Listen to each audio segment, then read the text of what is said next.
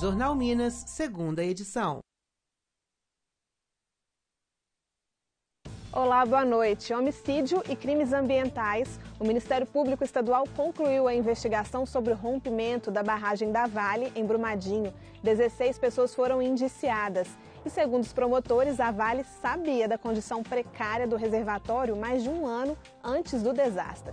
Este é o principal assunto desta edição, que vai mostrar também as novidades do dia do caso Baker. O número de pessoas suspeitas de intoxicação aumentou. A empresa nega que a água usada no processo de fabricação tenha sido contaminada.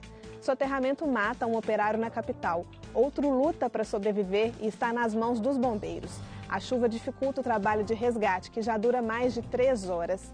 Enfim, começa a matrícula na rede estadual de ensino. E hoje a bola volta a rolar. Começa mais um campeonato mineiro. Tudo isso no Jornal Minas, que começa agora.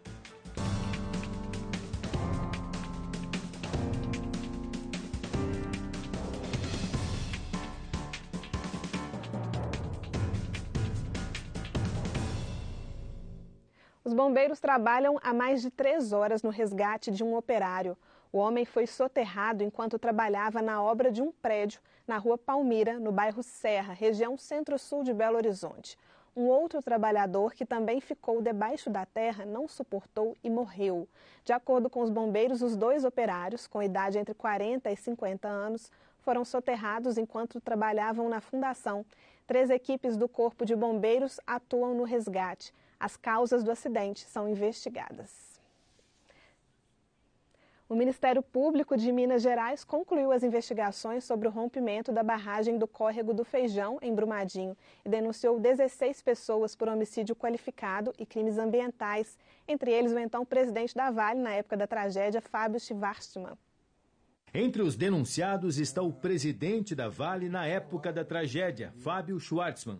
Segundo a investigação, o gestor sabia que a barragem 1 da mina do Córrego do Feijão, em Brumadinho, corria o risco de liquefação. Durante as investigações, conseguimos recolher um volume substancial de prova que indica um conhecimento do risco pelo presidente, não só especificamente do risco da barragem 1, mas mais grave ainda, do risco de diversas barragens em situação inaceitável de segurança sob a gestão da Vale. A denúncia é resultado de longa e apurada investigação com 183 pessoas ouvidas e 23 mandados de busca e apreensão.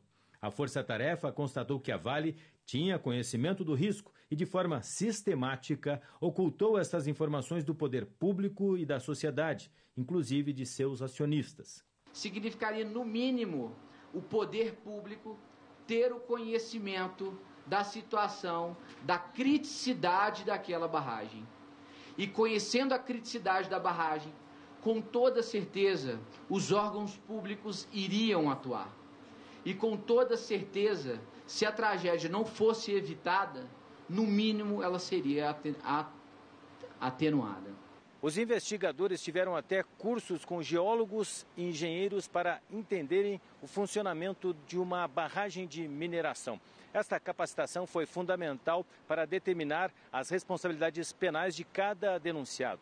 Policiais civis, policiais militares e promotores de justiça também apuraram informações em computadores e celulares.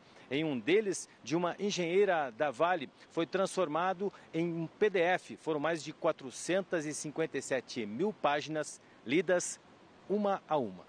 Na denúncia, os promotores reforçam que, sabendo do risco de rompimento, os engenheiros e gestores tinham o dever de acionar um plano de ação emergencial, padrão para barragens de mineração. Mas decidiram não gerar impactos na reputação da Vale e no valor de suas ações. Esta estratégia financeira foi maquiada com o apoio da Tuvisud, que emitia laudos de acordo com os interesses da Vale, inclusive com declarações de funcionalidade falsas. Ao contrário do que alguns podem imaginar, o crime não ocorreu simplesmente no dia 25 de janeiro de 2019.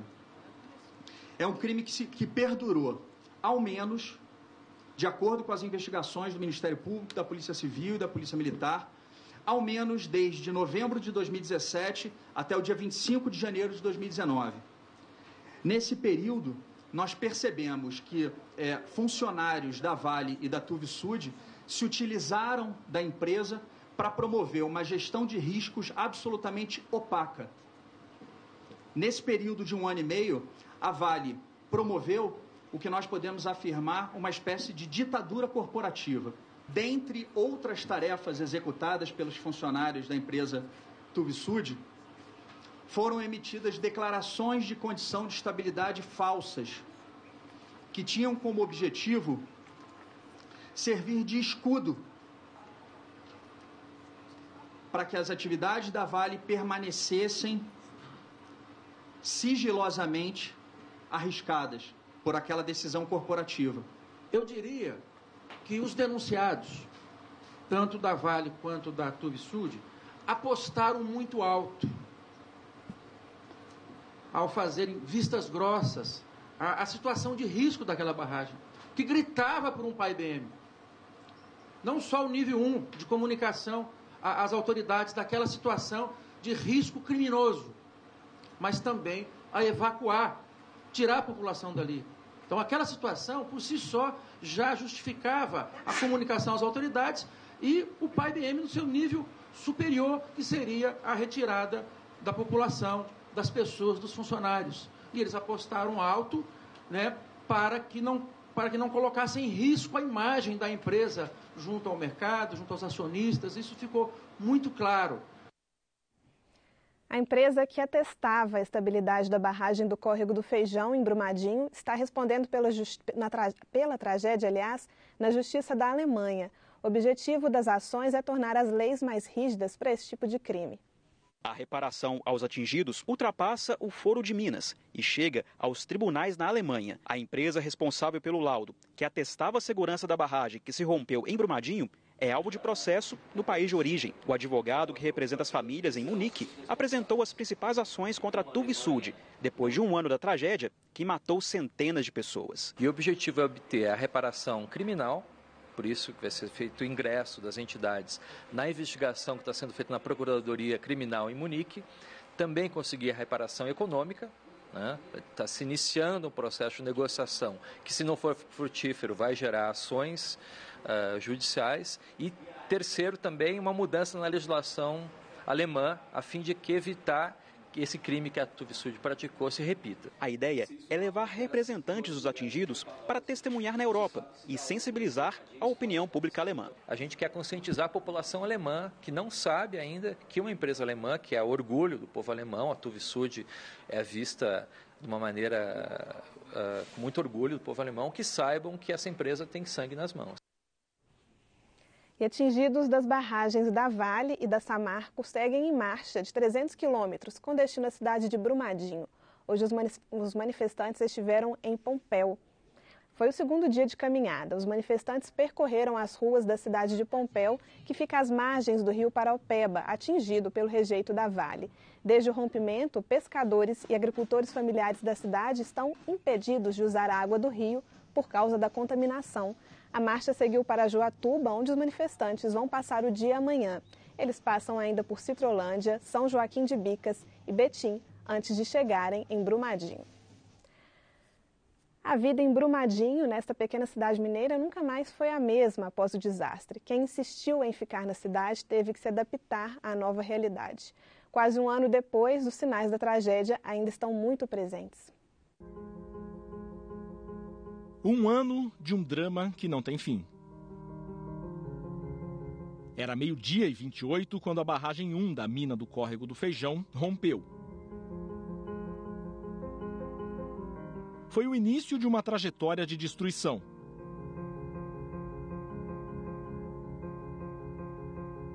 A sirene tocava, você tinha 10 minutos para você escorrer lá para o ponto de encontro, igualzinho o treinamento que a gente fez. Mas em 25 segundos, a onda de lama atingiu a parte administrativa da mineradora Vale. O Geraldo estava numa sala perto do restaurante quando ouviu um barulho forte e saiu para ver o que era. Só virei assim, vi aquele mundão de trem vindo assim em cima, parecia assim poeira, alto mesmo, uns 20 metros no mínimo tinha. Já estava na área administrativa, já uns 400 metros de mim, mais ou menos. Eu só olhei e corri, não pensei mais nada.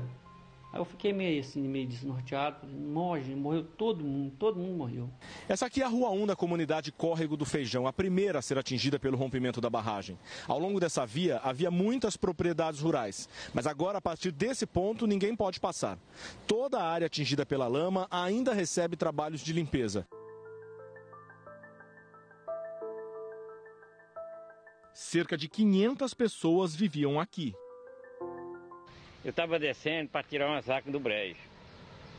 Quando eu cheguei uns 50, como daqui, que não é aquela coisa ali. Quando eu cheguei como daqui ali, a saca foi embora, eu fiquei, a terra estremecia, que eu achei que era terremoto. Um ano depois, o local parece ter parado no tempo. Quem ficou, como Francisco, quer sair. A gente está triste demais, é que falaram que vai fazer isso aqui, vai fazer quadro, fazer campos de futebol, fazer um bocado de coisa aqui. Pra que vai fazer? Porque aqui fica 10 pessoas, fica muito. Aqui no Feijão. Quem já saiu, como a dona Efigênia, que foi para casa de parentes, não quer voltar. Quero não. Eu chego lá, eu sinto mal lá, não aguento ficar lá não. A 9 quilômetros da barragem, o Parque da Cachoeira também foi atingido. Um ano atrás, dava para andar sobre os telhados. Cerca de 50 casas viraram escombro. Hoje a área é um imenso descampado, mas no que restou de uma casa ainda é possível encontrar o sofá, a geladeira, o muro que desabou sobre a cama. Perto dali fica a chácara do Antônio. No ano passado, ele contou que fazia almoço quando ouviu um barulho. Quando eu olhei já estava vindo a mata todinha. A mata, barro, estava vindo tudo junto. Tudo mutuando para cima da casa. Onde eu saí correndo, não consegui entrar dentro do carro e vazei pela estrada. Nós voltamos ao local.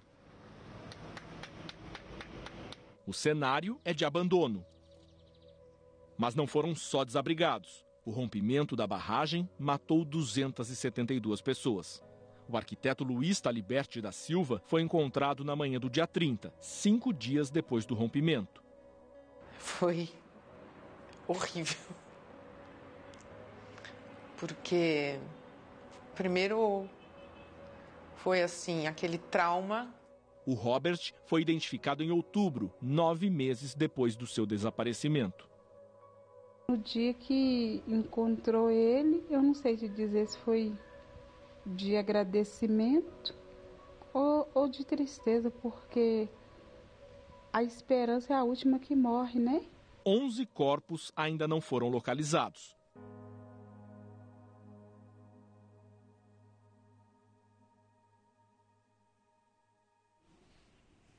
Em instantes, aumenta o número de casos suspeitos de intoxicação por cerveja contaminada e o sucesso do primeiro transplante de fígado realizado em Belo Horizonte em uma criança. Nós voltamos já.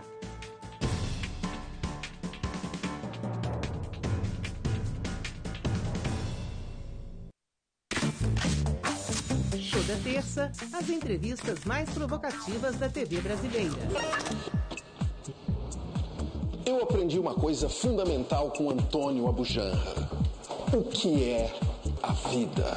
Parece que eu tô numa sala de interrogatório. Do que você tem medo? Na verdade, sabe entender, você sempre se interessou por política. Vamos às provocações. O meu jeito de brincar é falar a verdade. Provocações com Marcelo Taz. Terça, 10h15 da noite.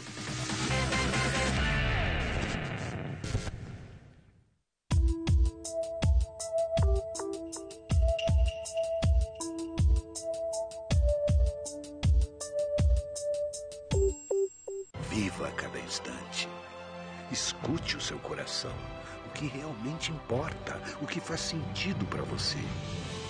Viva cada momento com alegria, saúde com qualidade. Viva o que é melhor para você. E conte com a Audiomarca sempre. Audiomarca, os melhores aparelhos. O melhor para você. 3481-6266.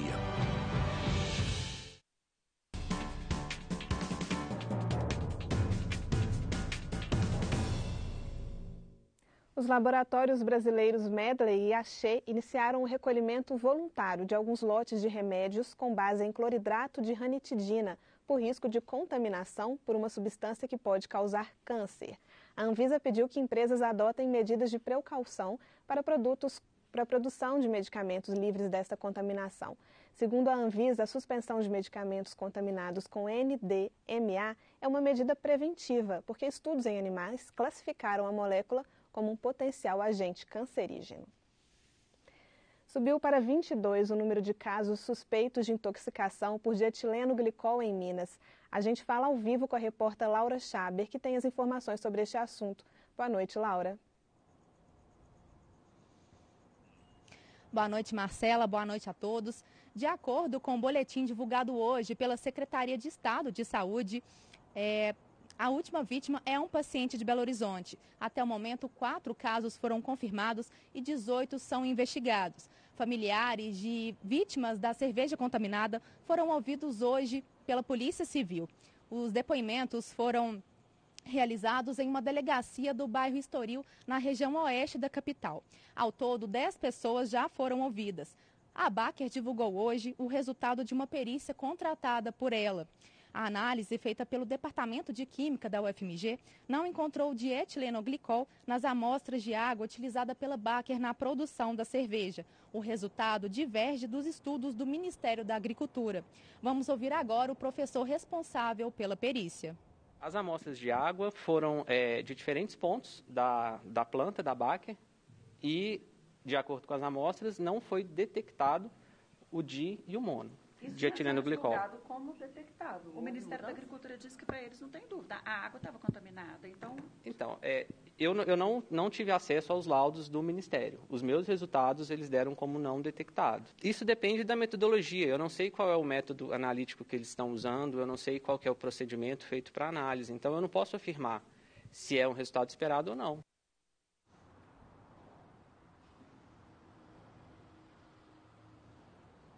A Secretaria Municipal de Saúde informou hoje que desde o dia 13 de janeiro já foram recolhidas nas sedes das regionais da capital 3.427 garrafas de cerveja da marca Baker. Os produtos estão à disposição da Polícia Civil para dar prosseguimento às investigações. Marcela.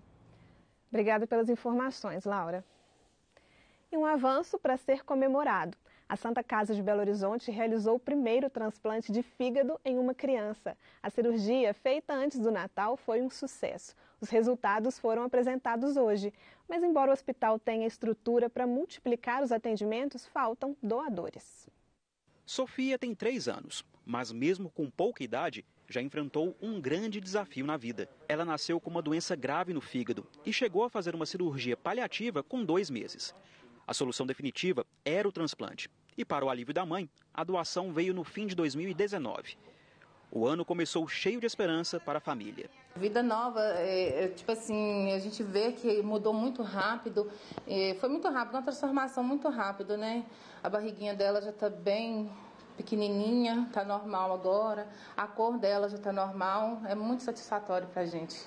Agora, ela tem que seguir à risca as recomendações. Os medicamentos para evitar a rejeição do órgão trazem efeitos colaterais, mas são fundamentais para evitar infecções. Quando vai sair em lugares com muitas pessoas, ela tem que usar máscara, lavar sempre bem as mãos, tomar cuidado com alimentos. Os alimentos têm que ser bem preparados para não poder risco de comer alimento contaminado, que vai provocar uma infecção grave nela.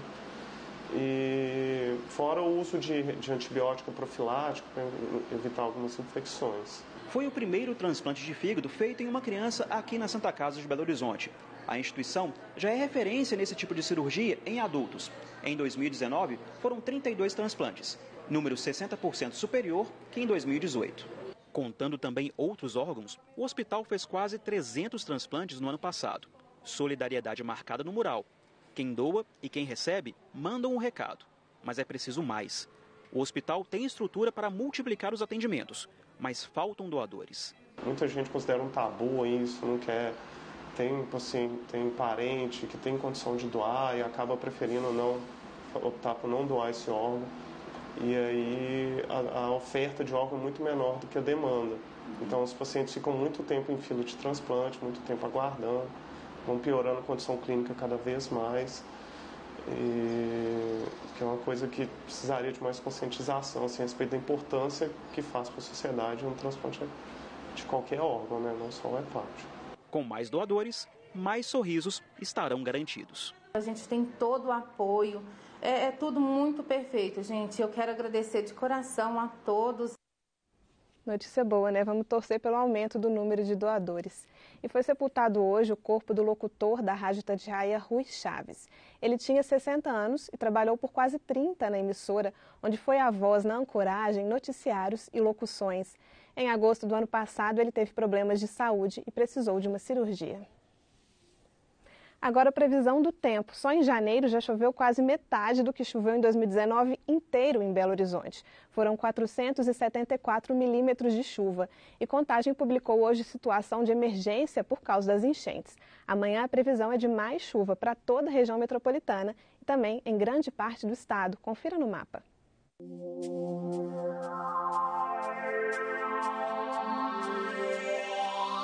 No noroeste, norte, Rio Doce, Jequitinhonha e Mucuri, pancadas de chuva forte e trovoadas.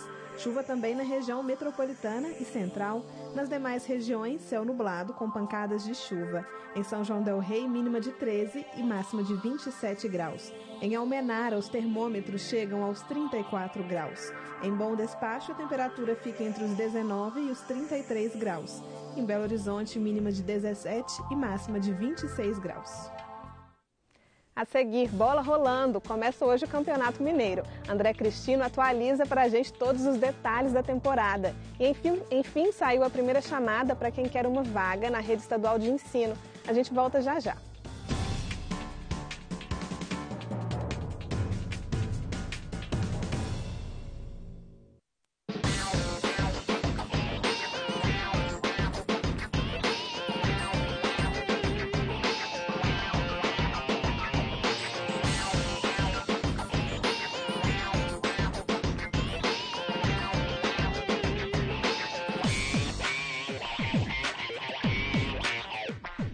Agenda. Anote aí. De segunda a sexta, 8 da noite.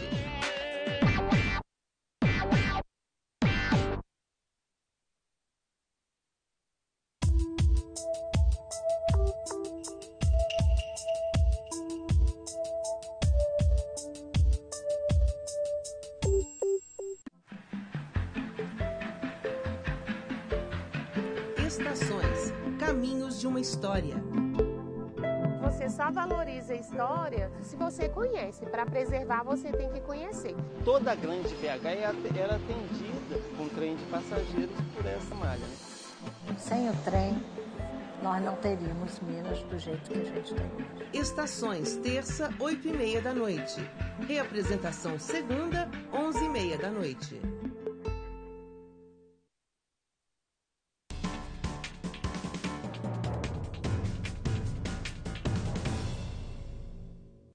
Quem estava à espera de uma vaga na rede estadual de ensino já pode consultar o resultado da primeira chamada no site matricula.educação.mg.gov.br. A página, que apresentava problemas desde a semana passada, voltou a funcionar normalmente.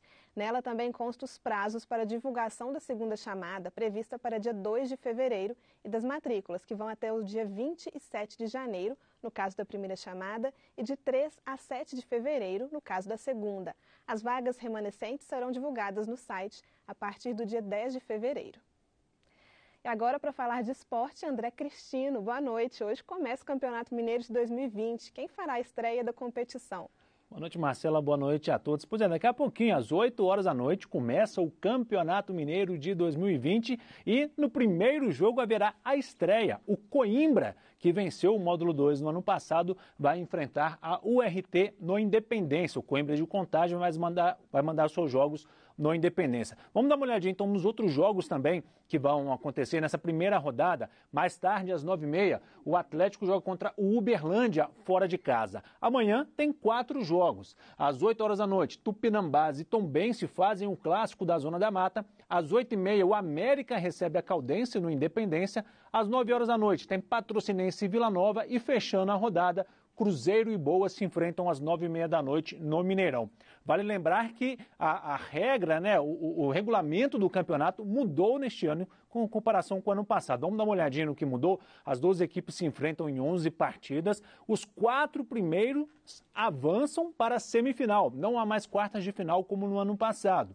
E aí os 2 últimos caem. E nesse ano foi criado também o torneio da Inconfidência. Como é que ele acontece? Os times do interior, de 5º a 8º, vão disputar essa competição em semifinal e final. E aí teremos aí o campeão da Inconfidência. E haverá uma recopa do Campeonato Mineiro, que será o campeão desse torneio da Inconfidência contra o campeão do interior, que é aquele time do interior que fica melhor classificado na primeira fase, ou seja, mais espaço será dado para os times do interior na competição desse ano. Tá certo, André. E a gente já tem favorito nessa competição? Não tem como não falar que o Atlético é o favorito para o Campeonato Mineiro desse ano. Por quê? O Atlético perdeu alguns jogadores, perdeu o Luan, perdeu o Vina, perdeu o Tiará, mas trouxe alguns reforços, mas é o único representante do futebol mineiro na Série A do Campeonato Brasileiro. Ou seja, o Atlético tem a obrigação, já que é o melhor do Brasil, então tem que ser o melhor no estado também. E vai ter aí a estreia de Dudamel, Rafael Dudamel como treinador no time. Vamos ver se vai conseguir um bom resultado com o Atlético. O lado para o Cruzeiro, o Campeonato Estadual ele vai ser uma forma de reabilitação. O Cruzeiro perdeu muitos jogadores. Se a gente for ver os jogadores que terminaram 2019, se mantiveram praticamente só a defesa. O Fábio, Edilson, Kaká, Léo e o Rodriguinho no meio de campo. O resto são todos jogadores da base. O Cruzeiro vai vendo uma reformulação. E o América corre por fora, conseguiu manter uma base do time do ano passado que quase subiu para a primeira divisão. O América vem forte, é o time que, na minha opinião, pode fazer frente para o Atlético. E do time do interior, o Coimbra, campeão do módulo 2, para mim também é aquele time que deve ficar com a última vaga aí, com a 4ª colocação e vai para a semifinal junto com o Atlético, Cruzeiro e América, se o Cruzeiro conseguir chegar, porque é o time que hoje teria menos possibilidades de avançar na competição. Vamos ver como é que fica o desempenho, né? E tem jogo do Brasil pelo pré-olímpico, como é que está a seleção no torneio? Pois é, o Brasil joga amanhã contra o Uruguai, 10h30 da noite, segunda partida do pré-olímpico. O Brasil venceu o primeiro jogo contra o Peru, esse vai ser o segundo jogo. Ainda tem Paraguai e Bolívia no grupo. Vale lembrar que o pré-olímpico são 2 grupos com 5 seleções. As 2 primeiras de cada grupo avançam, fazem a semifinal e final. E apenas as 2 melhores seleções estarão nas Olimpíadas de Tóquio neste ano ainda. Vamos ver, torcer para o Brasil conseguir uma vaga nesses Jogos Olímpicos de 2020. Tá certo, André. Vamos torcer. Muito obrigada. Tchau, tchau. E o setor de Braille da Biblioteca Estadual de Minas Gerais, em Belo Horizonte, completa hoje 55 anos. O acervo é referência em inclusão sociocultural no país. São mais de 2.000 audiolivros e 70 filmes com audiodescrição, que oferecem acesso à informação e ao conhecimento. O Igor enxerga de uma maneira diferente. Num grosso modo, né, para a pessoa leiga entender, é como uma mira de revólver. No filme a gente vê isso, né, tem uma cruzinha no centro dela, é o alvo, né? Então a nossa visão, o alvo do foco da visão é o centro, né? E esse centro da minha visão ele é preenchido com uma mancha acinzentada com outros pigmentos ao redor. Já o Carlito não enxerga de jeito algum. Eu enxerguei cores e vultos até os 9, 10 anos, então via claro e escuro e as cores mais fortes, mas eu fui perdendo gradativamente e atualmente eu já não enxergo mais nada. Mesmo com necessidades diferentes, aqui eles encontram o necessário para estudar e aprender. O setor Braille da Biblioteca Luiz de Bessa conta com um acervo variado. São cerca de 2.000 livros, 2.000 audiolivros e 70 filmes com audiodescrição. Parte desse material é produzido aqui mesmo. Outra parte veio de doações de instituições que fazem um trabalho parecido. Na instituição, existem máquinas para escrever e imprimir em braille, cabines para gravação de áudio e espaço para leituras e aulas. Este é o trabalho da professora Marlene. Há 10 anos, a voluntária ensina português e aprende muitas outras coisas. A maioria é totalmente, sem visão. Dos meus alunos, só um tem baixa visão. Eles estudam juntos, eu uso o mesmo sistema, né? ler, explicar, repetir, pedir para eles repetirem. Para quem está ali, ouvindo as aulas ou lendo os livros, o trabalho dos profissionais e voluntários do setor é fundamental, não apenas para garantir o acesso à educação, mas também para a construção da cidadania. Quando eu leio, eu estou vendo o mundo pelos olhos de outras pessoas, pelos olhos do escritor. E de forma linda, maravilhosa, assim, trazendo coloridos, trazendo sentimentos, trazendo uma vida que faz com que eu consiga internalizar isso de forma mais viva, mais inesquecível, que fique bem impresso na minha mente. Trabalho importante da biblioteca, né? O Jornal Minas termina aqui. Reveja todas as nossas reportagens nas redes sociais. Estamos no YouTube, no Facebook e no Instagram. Boa noite para você e até amanhã.